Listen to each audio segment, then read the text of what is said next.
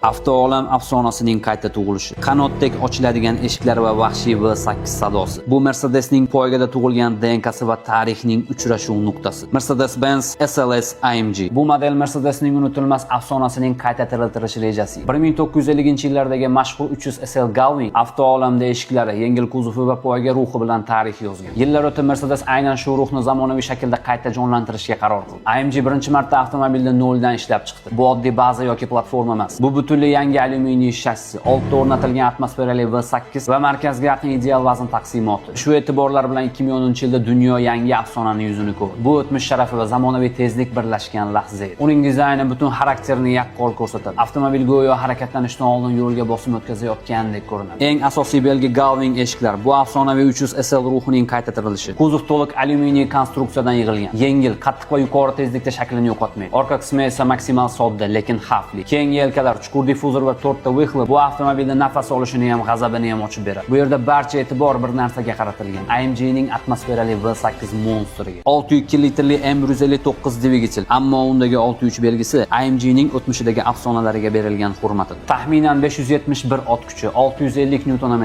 U turbinasiz ishlaydi. Shuning uchun har bir gaz bosilganda kechikishsiz to'g'ridan-to'g'ri reaksiya bilan javob beradi. 0 dan 100 gacha 308 sekund, maksimal tezligi 317 km/s atrofida cheklangan. Bu raqamlardan ham muhimi uning shafqatsiz tovushi. Yuqori aylanishda V8 sadosi go'yo trek bolidi nafasidagi eshitiladi. Quruq kartelli moylash tizimi og'ir burilishlarda ham motorni himoya qiladi. Bu haqiqiy AMG ning tirik xarakteri hisoblanadi. Uni tushunish uchun eshitish kerak, his qilish kerak. Tachkani yomoni bo'lmaydi akalarim. Mercedes fanatlariga yuborib qo'ying.